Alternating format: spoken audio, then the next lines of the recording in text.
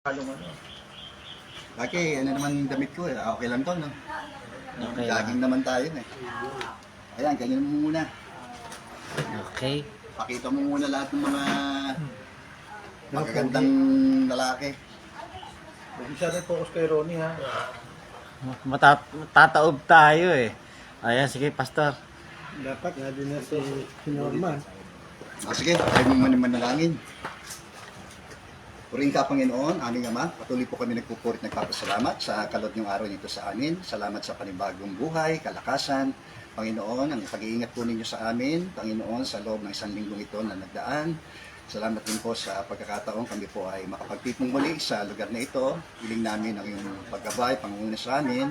At hiling namin ang iyong mga salita inawa patuloy na tumimo sa aming mga puso, isipan at kalooban. At madama namin patuloy ang iyong pakikisama sa umaga pong ito, Panginoon.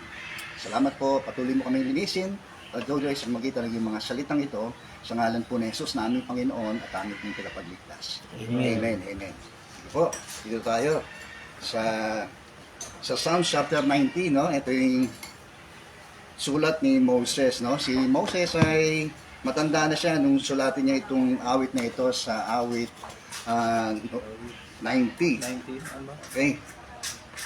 So, ang buhay ni Moses makulay, no? Sapagkat nabuhay siya ng 120, no? Yung tatlong kabanata ng kanyang buhay, o yung una, ay yung unang 40 anyos niya ay ginugol niya bilang isang Egyptian prince, no? Maalala natin, si Moses ay natungo doon sa Egyptian, no? Nung siya ay sanggol pa, no? Na noon ay pinapapatay ng paraon ang mga sanggol ng mga Israelita dahil ang bilis nilang dumami, no? At nang si Moses ay tinakas, no, ng kanyang mga magulang, pinaano doon sa ilog, ay nakuha naman siya nung prinsesa, no? At siya inampun, kaya siya napunta roon sa Egypt at lumaki, no? Hanggang siya po ay maging isa sa mga pangunahin po sa mga taga-Egyptyo, no? Siya po ay maging prinsipe ng Egypt. Okay? So, yung pangalawa naman, sapagkat si Moses po ay lumisa, no, ng Egypto dahil una, hindi niya matagalan yung mga ginagawa ng mga Egyptian, no? Na alam po, na dama niya na siya may dugong Israelite, no? At yun ay isa niya nakapatay ng isang Egyptian nung minsan may mga nagtatalong dito ating Israelita ay napatay ni Moses, no? Yung Egyptian. Kaya isa sa mga dahilan din kung bakit po siya umalis ng Egypt ay doon sa pangyayari po yun. So, at siya nagtungo doon sa napatpad siya doon sa lugar ng Madian na kung saan nakilala niya rito yung kanyang biyanang si Jethro. Doon ho siya nakapag-asawa. At siya po ang naging tagapangalaga ng kanyang kawan, no? Marami pong kawan, ito pong biyanang niya si Jethro. Kaya yung pangalawang yugto ng kanyang buhay, ginugol niya bilang isang pastor, no? Ng tupa at mga hayop ng kawan ng kanyang biyanang si Jethro. Okay? Aram tayo nagkukwento, no? At sumunod nun, nung siya ay tawagin ng Diyos mula doon sa mababang punong kahoy, Exodus chapter 3, no? Makita natin yung pagkakatawag naman kay Moses.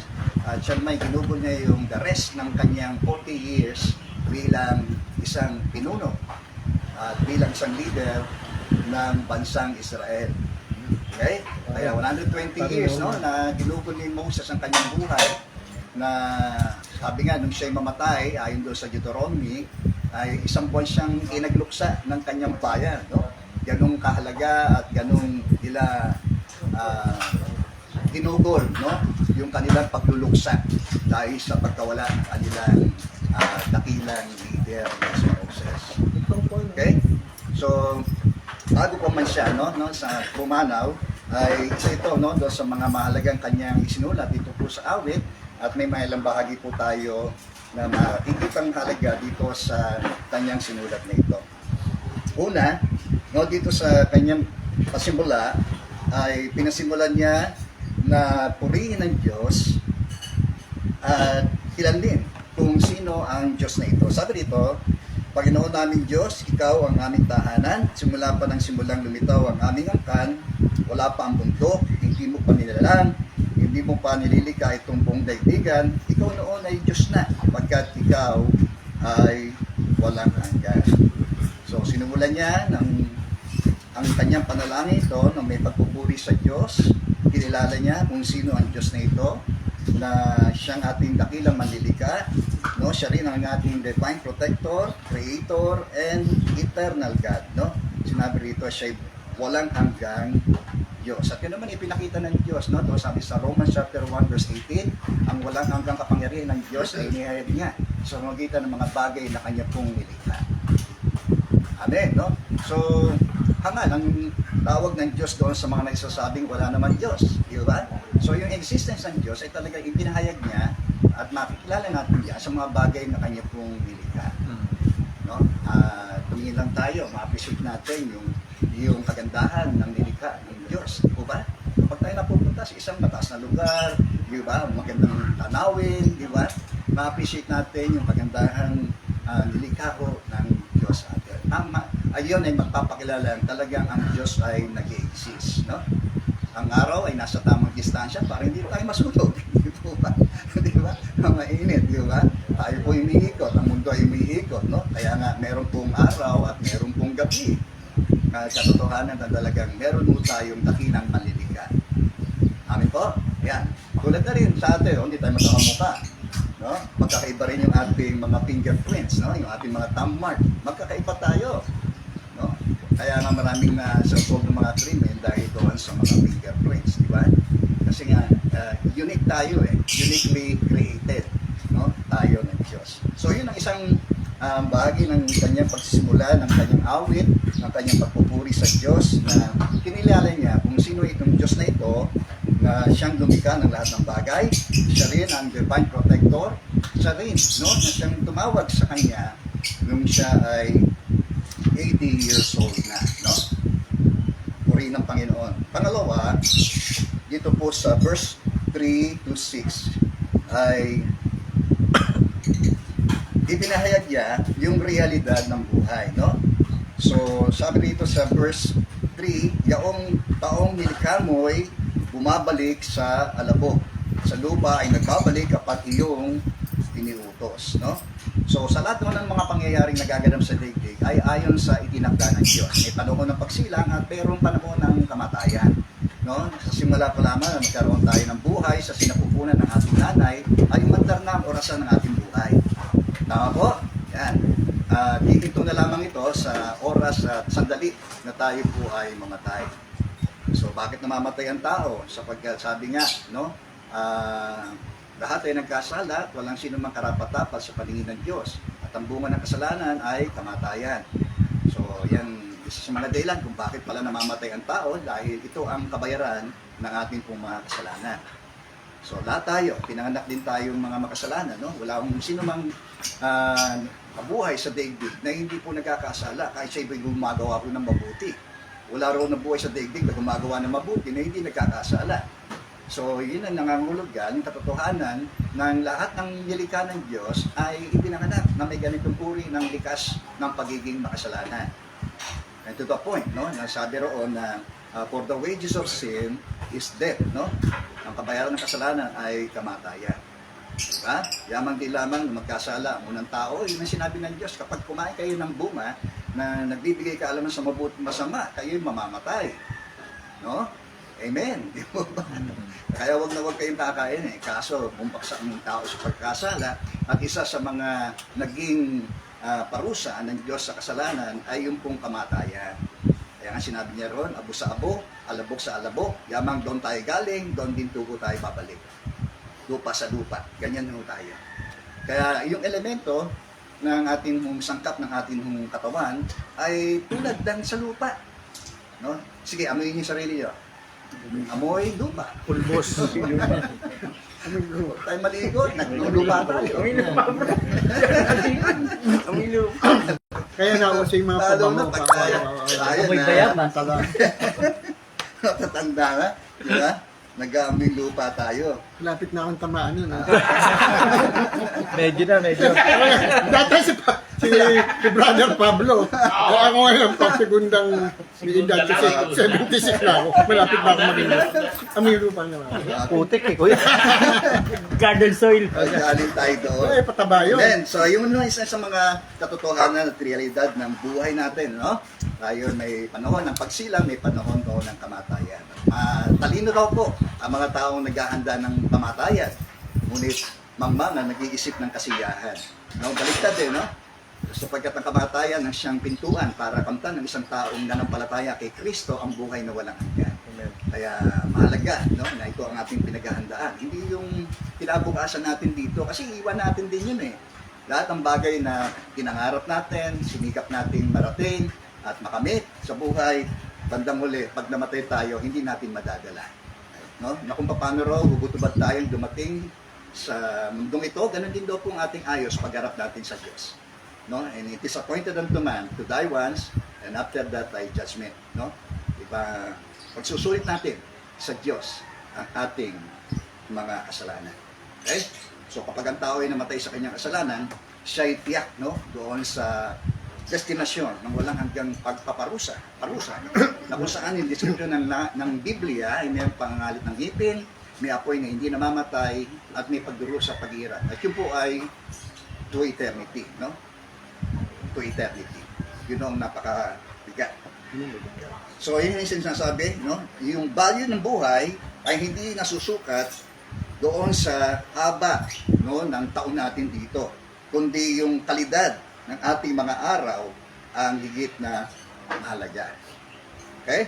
So sabi dito sa chapter 90 verse 3 to 6, sabi dito sa verse 5, mga tao'y pumapanaw na parang mong winawalis, parang damo sa umagang tumubo sa panaginip. Parang damong tumutubo na may taglay na bulaklak, kung gumabi nalalantat bulaklak ay nalalagas. Okay? So, dito rin sa verse 9, sabi rito, sa kamay mo'y nagwawakas ang hawak naming buhay, parang bulong lamang ito na basta lang dumaraan. Buhay namin umaabot ng 70 taong singkat, minsan na may umaabot ng 80 kung malakas. Yung buhay namin sa bibi ng dusa at hirap, pumapanaw pagkatapos dito sa sangmaliwanag. So, that's the reality of life, no? Tanggapin natin, no? Ito ang pasimulan ng ating awareness, no? Na ang buhay natin dito ay walang katiyakan, no? Para tayong aso, kayo nandito, mamaya wala na, no? Dahil makakasiguro, bata pa naman ako, hindi nasusukat doon sa iyong kabataan o kalakasan, karunungan, no? Kaalaman, o yung mga bagay na narating mo. Hindi natin pwede ring ilagay ang ating seguridad ng ating kaluluwa sa mga kayamanan natin dito sa mundong ito. Diba? Kaya nga sabi ni Jesus, no? Ano mapapala ng isang tao? Makamtan man niyang buong sanlibutan, pero yung kanyang kaluluwa ay mapahamak. Anong may babayad ng tao para may balik yung kanyang buhay? Wala. Ibig sabihin, walang katumbas na halaga, no, ng bagay dito sa mundong ito, ang kaluluwa ng isang tao. Diba? Kaya nga gayon na lamang kagalakan ng mga anghel sa langit sa isang makasalanang nagbalik loob sa Diyos, nagsisi at nagbalik loob sa Diyos eh. Diba? Ganun ang kagalakan dahil mahalaga ang isang kaluluwa. Diba? Kaya ngayon dahilan kung bakit naparito ang ating Panginoong Yesus, diba? Naparito siya upang hanapin at iligtas ang mga naligaw. Ganyan tayo. Lahat tayo naligaw. Lahat tayo makasalanan. No? And for the wages of sin is death. Okay? Hindi natin maiwasan mo yun. Na kung paano raw ang hangin na hindi natin mapipigil, ganun din daw po ang pagdating ng kamatayan sa atin. At kapag tayo namatay, saan tayo pupunta? Pagkatapos noon. Yun ang malaking katanungan sa atin. So, masamang balita, kahit ang tao'y mabuti, kahit ang tao'y masama, no? Kahit ang tao'y nakapag-aral o hindi, ano man ang kanyang kulay, ano man kanyang lahi, no? Ano man ang kanyang lengguwahe, no? Ang lahat ay nagkasala. At walang sino makarapat-dapat sa Panginoon Diyos. At ang kapag tao na namatay sa kanyang kasalanan, tiyak na ang buhay sa walang hanggang pagdurusa ang kanyang lahi. Okay. So the secret isn't how long we live, but how we live that matters, no? Yung sinasabi dito no? Ang sikreto ay hindi ho yung kung anong haba ng ating naging buhay dito sa daigdig, kundi kung paano tayo nabuhay ang higit na mahalaga. Amen. Amen. So, suriin natin ang ating buhay at pamumuhay. No? Kasi wala sa haba ng buhay niyan. No? Are, mabuhay tayo ng 100, pero mukhang sa atin malabo na yun. O kahit man, ngayon ang katakda sa iyo, no? Pero may hangganan pa rin, no? At na hahantong pa rin tayo sa kamatayan. So, ayun ang mga mahalagang bahagi ng kanyang sulat na ito, ng kanyang panalangin, ay ukol doon sa realidad ng buhay. Pangatlo, sabi, Moses prays for the best use of his life, no? Ay nanalangin si Moses dito para doon sa mainam na paggamit ng kanyang buhay. Dito po sa verse 12, kaya sabi, yamang itong buhay namin ay maikli lang ang panahon, itanim sa isip namin upang kami ay tumunong. Siyempre nga naman, di ba? Ang higit mong pag-iisipan, yung eternity, dahil ang buhay natin dito ay temporal. Di ba? Nakukuha natin? Dahil ganyan yung sinisip namin, ang buhay natin maikli. Pwede tayo mamatay bukas, mamaya, o sa isang linggo. Gusto nyo na ba mauna? Birthday pa ako. Okay? So, ang mahalaga ay hindi yun. No? Sinasabi ni Moses ay ang panalangin niya ay magamit ang kanyang buhay sa pinakamainam na paggamit. Amen po. Kaya day to day, no, mahalaga na i-appreciate natin ang buhay, di po ba? Kaya ang sinasabi, every day, every gising is a blessing, di po ba? Madalas natin napapakinggan yun, nababasa. Bawat gising ay isang pagpapala ho yan mula sa Diyos. So i-appreciate natin ang buhay. Habang binibigyan tayo ng Diyos ng kalakasan, gawin na natin yung pinakamabuti. No? So ito isa sa mga bagay na atin din pag-impok sa kaharian ng Diyos, di po ba? Sapagkat yun ang higit ng nasabi ni Jesus sa kanyang mga disciples, pag-impok kayo ng kayamanan doon sa langit, sapagkat wala itong nakapapasok na magnanakaw. Disisira sa inyong mga kayamanan, tulad ng tanga, di po ba? Kalawang, di po ba? Wala. So doon tayo higit na tumuon sa mga eternal kaysa doon sa mga temporal, sa spiritual kaysa doon sa carnal. Di po ba? Makalamang mga hangarin. Okay? Moses prays for the best of use of his life. Sabi, kung tayo ay nabumuhay na may karunungan, no, pwede nating i-approach ang buhay na meron pong awit at hindi po ng kalungkutan. Okay? So, harapin natin ang buhay. Kung gano'n, tayo mag-isip. If we live, no, kung namumuhay tayo na may karunungan, ay kaya nating harapin ang buhay. Kahit may problema tayo, kahit may pagsubok tayo, na meron pong pagpupuri, pagtawid, at hindi po ng kalungkutan. Okay? Sabi rito sa verse 14, sabi, kung umagay, padama ang wagas mong pag-ibig, inyo po at sa buong buhay namin, may galak ang aming awit. So, yun. Di ba? Napakaganda nung awit na ito ni Moses, ano? Na kahit sa kanyang latter years, no? Na kung saan ay matanda na siya, ay nasasambit pa rin niya itong ganitong uri ng panalangin niya sa Diyos, no? Bawat araw ay napakahalaga, no? Para ito ay ating i-appreciate, gamitin para sa kaluguran at kaluwalhatian ng Diyos. Okay? Okay, pang-apat, Moses prays for the blessing and victory, no? Dito po sa verse 17. Okay? Panginoon aming Diyos, kami sana ipagpalain, matagumpay sana kami sa anumang aming gawin. Okay? Seek ye first the kingdom of God, no? And His righteousness, and all these things shall be added unto us. No? Dito pinapakita ni Moses, no, na kung meron mang higit na pinakamahalaga sa kanya, yun ay walang iba kundi ang Diyos. Ang kalooban ng Diyos. Kahit ang kanyang hiling, no, na kahit yung pagpapala ng Diyos ay atin tatanggapin, no. Talagang meron tayong ganung uri ng assurance na tatanggapin natin ang mga papapala at pagtatagumpay ng Diyos sa buhay natin. Okay? So, lamang na tulad din ng tagubilin ng Diyos kay Joshua, di po ba? Ay matamad mong sundin ang buong kautusan. No? Bulay-bulayin mo yun, araw at gabi, upang matupad mo ang lahat ng nasusulat doon. Sa gayon, ikaw ay magtatagumpay sa lahat ng iyong mga gagawin. So, yun yung napakaganda. No? Ang pagpapala ng Diyos ay nakasuga rin doon sa kung paano rin natin siya pinahalagahan at gayon din kung paano natin higit na sinusunod ang kanyang mga utos sa ating buhay. Okay? So, gusto ba natin pagpalain tayo ng Diyos? Sundin natin siya. Di po ba? Unahin natin siya sa buhay natin. At yan, no? Na hindi lang pagpapala ang ating pong tatanggapin, kundi tatagumpayan sa lahat ng ating mga gagawin. O tayo bilang mga ama ng tahanan din, no? Ang ating pamumuno sa ating tahanan ay magiging pagpapala, no? At pagtatagumpay, no? Magkaroon tayo ng isang maayos, matahimik, masagana, malusog na pamilya. No? Walang ibang dili ang susi dyan ay ang Diyos at ang sumunod sa kanyang mga kautusan. Okay, magpalain ng Diyos sa bawat isa. Ikaw kaibigan, sa pagkakataong ito ay hindi mo tiyak kung ikaw ay kukunin ng Diyos, hindi mo alam kung saan ka tutungo.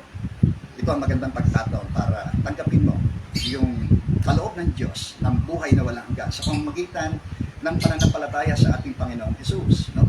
Sinabi niya sa kanyang mga salita sa Romans chapter 10 verse 9 to 10, kung ipapahayag ng iyong mga labi na si Jesus ay Panginoon at mananalig ka ng buong puso na siya ay muling binuhay ng Diyos, ikaw ay maliligtas. Sapagkat nananalig daw po ang tao sa magitan ng kanyang puso at sa gayoy nagpapahayag sa magitan ng kanyang labi at sa gayoy siya po ay napapawalang sala at naligtas. Kung yan ang nais mo, bakit hindi ka manalangin? Ano man ang iyong pinalalagyan, yan naman, kalakihan yung kasalanan. Ang Diyos ay handang patawarin. Patawarin ka sa lahat ng iyong mga kasalanan. Yan ang dahilan kung bakit namatay siya, alang-alang sa iyo at sa bawat isa sa atin. Bakit hindi ka pumikit sa oras na ito at hilingin mo ang panalangin ito sa ating Panginoong Hesus? Sabihin mo, Panginoong Hesus, lumalapit po ako sa iyo bilang isang makasalanan. Pinagsisisihan ko po ang lahat ng aking mga kasalanan. Panginoong Hesus, sumasampalataya ako na ikaw ay namatay upang ang aking mga kasalanan ay mabayaran. Sumasampalataya rin ako na ikaw ay muling nabuhay mula sa mga patay upang ako'y magkaroon ng pag-asa sa buhay na walang hanggan. Tinatanggap kita bilang aking Panginoon at aking tagapagligtas. Simula ngayon, Panginoon, ang buhay ko pong ito ay akin pong iniaalay sa iyo, Panginoon. Baguhin mo po ako. Pagalingin mo po ako, Panginoon. Palayain mo po ako, Panginoon. At gamitin mo ang aking buhay tulad ni Moses. Marami pong salamat sa pangalan ni Jesus. Amen. Amen. Okay.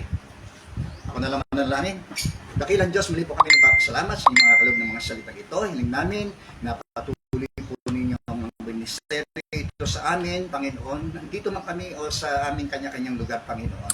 At maalala namin ang iyong mga salitang ito na iyong pong itinuro sa amin, Panginoon. At tulad ni Moses, Panginoon, ay dalangin din po namin na bigyan mo kami ng ganung uri ng katalinuhan, Panginoon, na isipin namin na may ang buhay namin dito nang sa gayon ay makasumpong kami ng karunungan yon na iyong pong ikakaloob sa aming Panginoon. Again din, Panginoon, ang mensahe pang patuloy kaming makapagbigay, makapag-alay ng aming mga sarili sa iyo bilang katampat ng aming pagsamba, nakalulugod sa iyo, banal at talagang ganap, Panginoon. Iyo po kami ngadya, patuloy sa iyong banal na kalooban, Panginoon, at ito po ang aming pong pagsikapan, pasukin, Panginoon, ang makipot na pintuang ito na iyong pinatataha sa aming landas, Panginoon.